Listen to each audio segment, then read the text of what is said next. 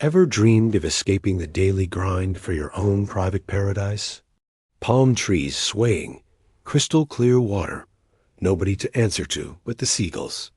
What if I told you that dream might be more affordable than you think? We're not talking millions of dollars.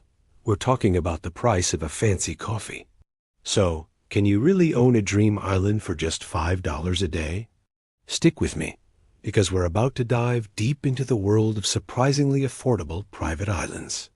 First, let's get the big question out of the way. Is the $5 a day figure real? Well, it's a bit like a magic trick.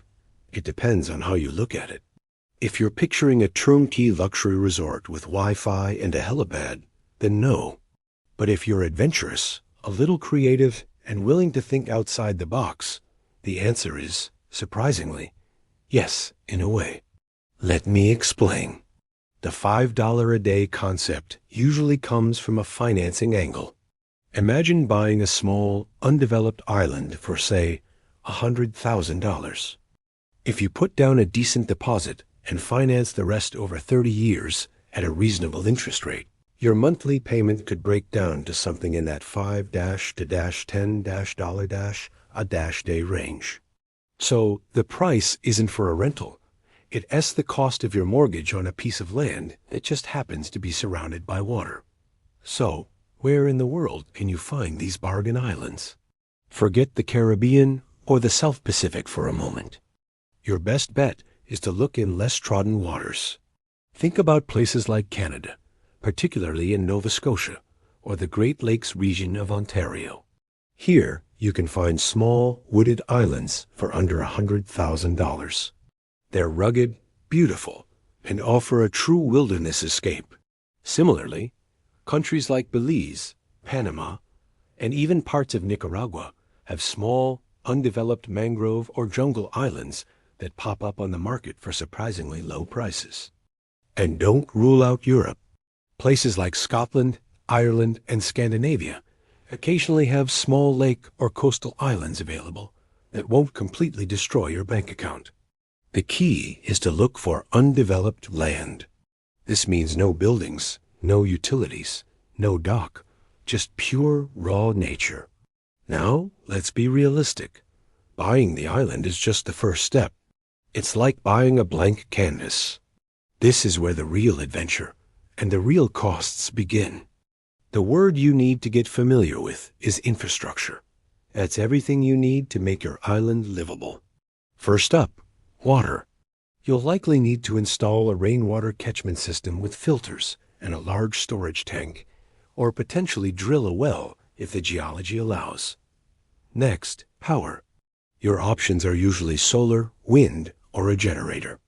A good solar panel system with batteries can be a significant upfront investment, but pays off with free, clean energy.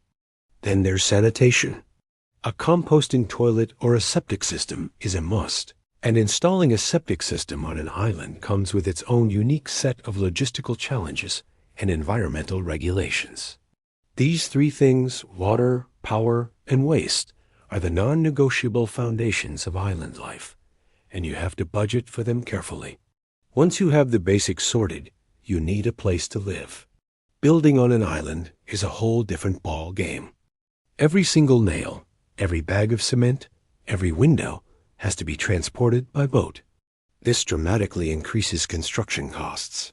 You have to factor in labor too. Are you going to build it yourself?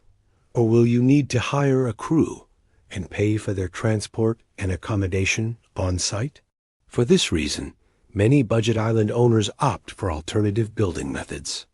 Prefabricated cabin kits, yurts, or even tiny homes built on the mainland and barged over can be much more cost-effective solutions. It's about being clever and managing logistics. You become a project manager, a sailor, and a builder all in one. But it's not all about construction and costs. Let's talk about the incredible upside, the lifestyle. Imagine waking up and your only traffic is a passing school of fish. Your morning commute is a walk to your favorite fishing spot. You have complete privacy. It has a chance to disconnect from the noise of modern life and reconnect with nature in a profound way. You learn to be self-sufficient, resourceful, and incredibly in tune with your environment. You learn the rhythm of the tides, the patterns of the weather, and the names of the birds that visit your shores. It's a challenging life, but for the right person, the rewards are immeasurable. It's a life of true freedom and solitude. So, you're intrigued. How do you actually find one of these islands? The internet is your best friend here. There are specialized real estate websites dedicated entirely to selling private islands. Sites like Private Islands Inc. or Vladi Private Islands are like Zillow for the castaway dream. You can filter by country, price, and size. But don't stop there. Often the best deals are found locally. Look up real estate agents in the specific regions you're interested in, especially those in coastal or lake-heavy areas. Sometimes an island has been in the family for generations, and they decide to sell it through a local agent rather than a big international site. You have to do your homework, which includes understanding local laws. Are foreigners allowed to own land outright? What are the building permits and zoning regulations? Is it a freehold or leasehold property? These are critical questions you need to answer before you even think about making an offer. Let's look at a real-world example to bring this all together. Take a small, 1-acre island off the coast of Nova Scotia. It might be listed for $80,000. It's rocky, covered in fir trees, and has no infrastructure. You manage to get a loan for $60,000 after a down payment. Your daily cost for the mortgage might indeed be around $5. Then you spend another $50,000 over a couple of years. You install a rainwater catchment system, a modest solar setup, and build a small, simple cabin from a kit you brought over on a rented barge. You did most of the labor yourself with the help of friends. So your total investment is around $130,000. It was a ton of hard work, but now you have a debt-free private escape that you built with your own two hands. That's the reality for most budget island owners. It's not instant luxury. It's a long-term project born of passion.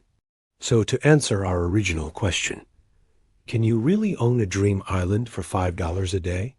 Yes, the math for financing a cheap, undeveloped island can work out that way. But the daily mortgage payment is just the tiny tip of a very large iceberg. The true cost is measured not just in dollars for infrastructure and construction, but in your time, your sweat, your resilience, and your willingness to solve complex problems. It's a project for a pioneer, an adventurer, not someone looking for a simple vacation home. It's less about luxury and more about legacy and a deep connection to your own patch of earth. Is it worth it? For a select few, absolutely. It's a chance to create a world entirely of your own making. But before you start browsing for your slice of paradise, be honest with yourself. Are you ready for the challenge? If the idea of building your own shelter and managing your own power grid excites you more than it terrifies you, then maybe, just maybe, island life is calling your name. Thank you so much for joining me on this exploration of affordable island ownership. It's a fascinating world, isn't it? Hey everyone, and welcome back to the channel. Today, we're re-tackling a question that sounds like it is straight out of a fantasy novel. Can you really leave on a dream island for just $5 a day by 2026? It sounds impossible, right? Like something you'd only see in a movie. But what if I told you that this seemingly crazy idea might be closer to reality than you think? Stick with me, because we're about to dive deep into a world of budget travel, digital nomadism, and some incredible, off-the-beaten-path destinations that could make this dream a reality. So, what exactly is a dream island? It's not a specific spot on the map. For me, it's a place with stunning beaches, swaying palm trees, a friendly local community, and a pace of life that lets you actually breathe. It's about escaping the rat race, not just for a week-long vacation, but for a sustainable, long-term lifestyle. The $5 a day challenge is the ultimate test. Can you truly live, not just survive on such a tight budget? This isn't about luxury resorts or fancy dinners. It's about integrating into a local culture, eating local food, and finding clever ways to make your money stretch further than you ever thought possible. First, let's break down that $5 budget. Where would the money go? The biggest chunks of any budget are typically housing, food, and transportation. To hit our target, we have to throw the conventional rule book out the window. Forget about renting a modern apartment. We're talking about very basic local-style accommodation. Think a simple room in a family guest house, a small bamboo hut, or even a long-term deal on a hostel dorm bed. In some parts of Southeast Asia or Central America, you can find places like this for as little as $2 or $3 a night, especially if you commit to a longer stay and negotiate directly with the owner. This is key. You have to go local and build relationships. Now, let's talk about food. Eating out at tourist restaurants is completely off the table. Your new best friends are the local markets and street food stalls. For just $1 or $2, you can get a delicious, filling meal. Imagine starting your day with fresh tropical fruit from a market stall, grabbing a hearty noodle soup or a rice dish for lunch, and then another simple local meal for dinner. We're talking about a total food cost of maybe $3 a day if you're smart about it. The secret is to eat what the locals eat. Not only is it incredibly cheap, but it's also the most authentic way to experience the culture. You'll discover flavors you never knew existed and probably be much healthier for it. So, we've covered food and housing, and we're hovering right around that $5 mark. What about other expenses like transportation, internet, or the occasional fun activity? This is where it gets tricky and requires some serious discipline. For transportation, forget taxis or renting a scooter every day. Your main modes of transport will be your own 2 feet, or perhaps a cheap, used bicycle you can buy locally. Many of these island communities are small and walkable anyway. For internet, you'd rely on free Wi-Fi at cafes or guest houses. It might not be super fast, but it's enough to stay connected. Fun would be defined by free activities: swimming in the ocean, hiking to a waterfall, watching the sunset, or just hanging out with new friends on the beach. So, where in the world could this even be possible? Let's get specific. The first region that comes to mind is Southeast Asia. Think about the lesser-known islands in the Philippines, Indonesia, or Cambodia. I'm not talking about Bali or Phuket.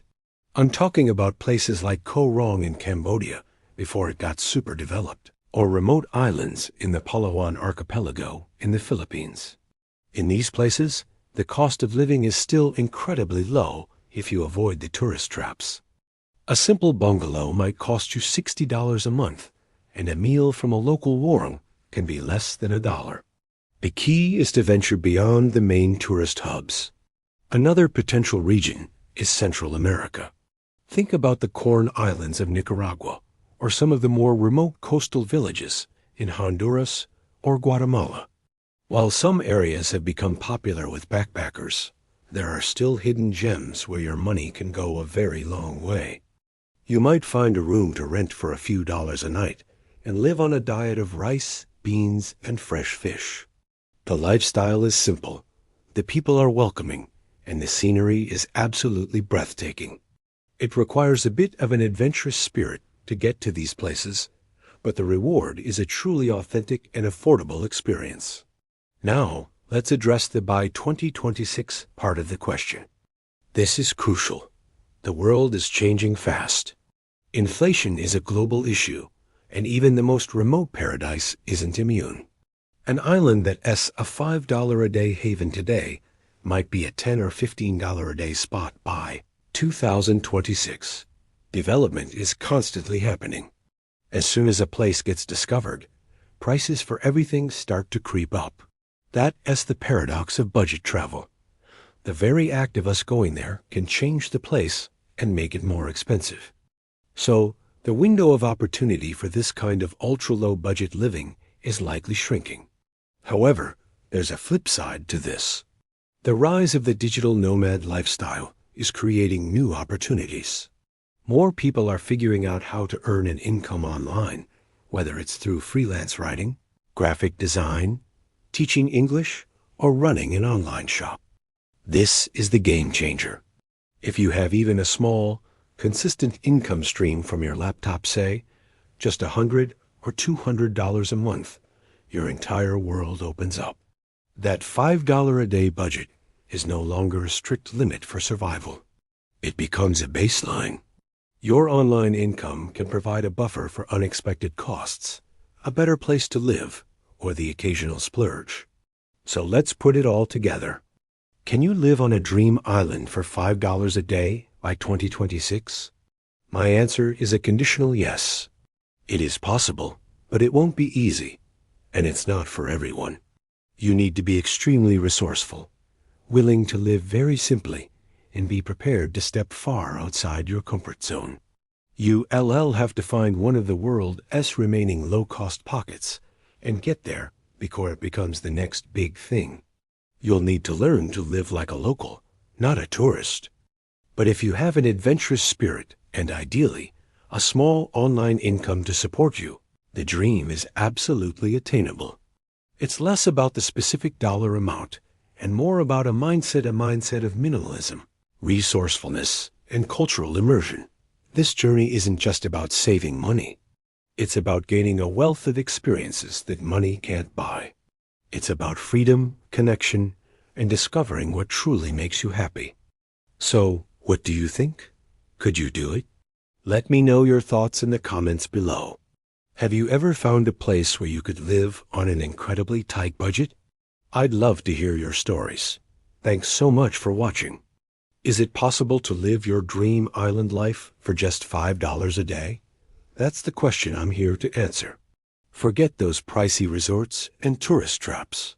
We're going deep into the heart of a Southeast Asian paradise to see if this incredible budget is a reality or just a fantasy. For the next month, I'm trading my normal life for a hammock, a handful of cash, and a whole lot of adventure. Stick with me to see every high, every low, and every single dollar spent. This is the ultimate budget travel challenge. So how did I end up here? I've always been captivated by the idea of a simple life, waking up to the sound of waves, eating fresh fruit from the tree, and truly disconnecting. But like many of you, I always thought it was a luxury I couldn't afford.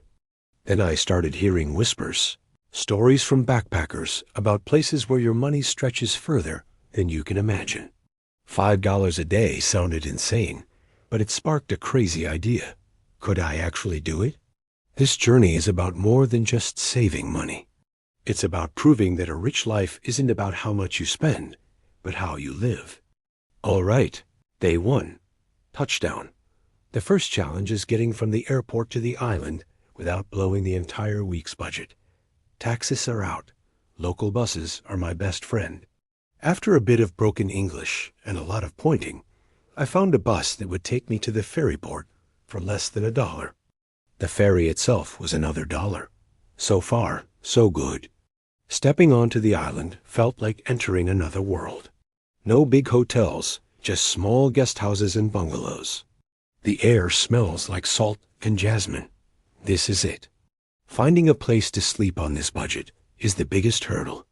I walked away from the main pier, heading down dusty paths. The further I went, the cheaper the prices became. After about an hour of searching, I found it. A small family-run guest house offering a basic room. And when I say basic, I mean basic. We're talking a mattress on the floor, a fan, and a shared bathroom. But the price? An incredible $2 a night. The owner, a lovely lady named Anissa, even threw in a free banana. I booked it for the week. My home sweet home. That leaves me with $3 for everything else. Let's talk about the most important thing. Food. How do you eat for under $3 a day? The answer is simple. Eat like a local. I headed straight for the morning market. The colors and smells were just intoxicating. This is where you find the real deals. I bought a bunch of bananas, some mangoes, and a bag of sticky rice. Total cost, about $1. For lunch, I found a street food stall selling noodle soup for 75 cents. It was one of the most delicious things I've ever tasted. Dinner was similar, a plate of fried rice with vegetables from another stall for just $1. I even had change left over. The beauty of living this way is that the best things in life are free. My days weren't spent on expensive tours. They were spent exploring. I walked for hours along deserted beaches, discovering hidden coves and tidal pools. I swam in the crystal clear water until my skin was wrinkly. I hiked up to a viewpoint and watched the most spectacular sunset I've ever seen, painting the sky in shades of orange and purple. You don't need money to appreciate nature's masterpiece. The island itself is the main attraction, and it doesn't charge an entrance fee. One of the best parts of this experience has been the people. When you're not staying in a fancy resort, you get to meet the real community. My guest house owner, Anissa, has become like a second mother. She doesn't speak much English, and I speak even less of her language, but we communicate through smiles and gestures. She taught me how to properly open a coconut and shared her family's dinner with me one night. Her kids are always running around, laughing. This kind of genuine human connection is something money just can't buy. It's a reminder that kindness is a universal language. Of course, it's not all sunshine and perfect sunsets. There are challenges. The heat can be intense. The mosquitoes are relentless. And yes, sometimes I miss the comfort of a hot shower or a soft bed. There was one day when I got a bit of a stomach bug from some street food. That wasn't fun. It's moments like those that test your resolve. But pushing through these small hardships makes the good moments feel even more rewarding. It's a raw, unfiltered way of traveling, and honestly, it makes you feel incredibly alive and resilient. So, after a week, let's look at the budget. 7 days at $2 a night for accommodation is $14. For food, I averaged about $2.50 a day, which is $17.50 for the week. That brings my grand total to $31.50. That's an average of $4.50 per day. It's actually possible. I did it. I'm living in paradise for less than the price of a fancy coffee back home. It's been an eye-opening experience that has completely changed my perspective on travel, money, and happiness. This journey has taught me so much. It's taught me that we need a lot less than we think to be happy. It's shown me that the most memorable experiences often come from the simplest moments: a shared meal, a beautiful sunset, a kind smile from a stranger. If you've ever dreamed of escaping to an island but thought you couldn't afford it, I hope this inspires you. Do your research. Be willing to step out of your comfort zone and embrace the local way of life. Your dream might be closer and more affordable than you ever imagined. Thank you so much for joining me on this incredible budget adventure. It's been a wild ride, and I'm so grateful to have been able to share it with you all.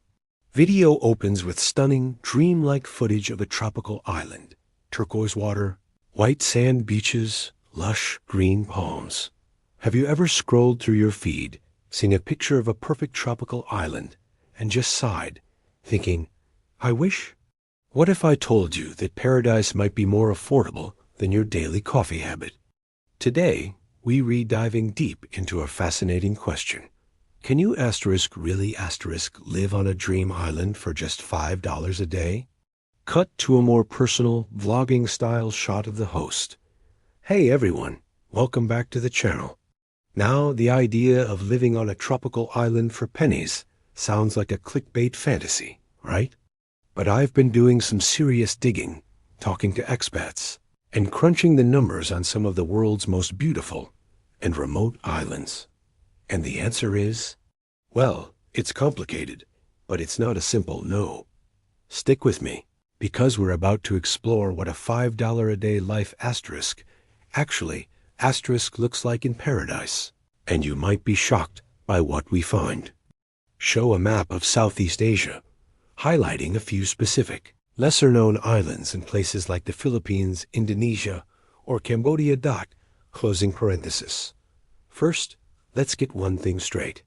We're not talking about Bora Bora or the Maldives. To even approach this budget, you have to go off the beaten path. Way off. Think about small, remote islands in Southeast Asia or parts of Central America where tourism hasn't completely taken over. These are places where the local economy is still, well, local. Your neighbors are more likely to be fishermen and farmers than resort managers. So, how do you make $5 work? Let's break it down. The biggest expense is always housing. On these remote islands, you won't find Airbnbs for this price. We're talking about a very basic long-term rental. Picture a simple bamboo hut or a single room in a local family's home. You might pay something like $60 to $90 a month. So right there, your daily housing cost is about $2 to $3. That leaves you with just $2 or $3 for everything else. Show footage of a bustling local market with fresh fruits, vegetables, and fish. This is where your lifestyle has to completely change. That remaining $2 or $3 is your budget for food, water, electricity, and everything else. Forget restaurants. Forget imported snacks. Your diet will consist of what's available at the local market. Think rice, fresh seasonal vegetables, maybe some locally caught fish, and tropical fruits like bananas and mangoes that are abundant and cheap. We're talking about cooking your own meals, probably on a simple gas stove. A big bag of rice can last you a month for just a few dollars. A bunch of bananas might cost you 25 cents. You learn to eat like a local, which is not only incredibly affordable, but also a fantastic cultural experience. Show footage of someone filling up a large water container from a filtered source and using a small solar panel. Now for utilities. On many of these islands, reliable electricity and running water aren't a given. You might have power for only a few hours a day, or you might rely on a small solar panel to charge your phone and a light. For water, you'll likely be using a shared well or buying large, refillable containers of filtered drinking water, which is a common and affordable practice. The cost is minimal, maybe adding up to $10 a month if you're careful. So, you can see how the numbers start to work, but it requires a massive shift in what you consider essential. So, you've got your hut and your rice. What does your day actually look like? It's not a vacation. It's a simple, slow-paced existence. Your entertainment isn't Netflix. It's the spectacular sunset. It's learning to fish with your neighbors, reading a book in a hammock, or helping out in a community garden. You're trading modern conveniences for an incredibly rich connection to nature and the local community. It's about finding joy in simplicity. You're not spending money because, frankly, there isn't much to spend it on. Transition to a more reflective tone, showing beautiful, serene shots of the island lifestyle. But let's be real about the challenges. This life isn't for everyone. There's the language barrier. There are visa runs you'll have to make every few months, which is a significant cost that isn't part of the daily $5. What about health care? A serious medical issue would require an expensive and difficult trip to a larger city. And let's not forget the bugs, the heat, and the occasional feeling of complete isolation. It takes a certain kind of person resilient, adaptable, and truly seeking simplicity over comfort. You have to be okay with letting go of almost everything you're used to. So the final verdict, can you live on a dream island for $5 a day? Technically, in very specific places, under very specific conditions, the answer is yes. It's possible to cover your absolute basic needs for shelter and food on that budget. But it's not a vacation. It's a radical lifestyle choice. It's a life of extreme minimalism, resourcefulness, and deep cultural immersion.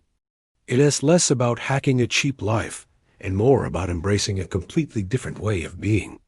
What do you guys think? Could you do it? Would you trade your daily comforts for a simple life in paradise?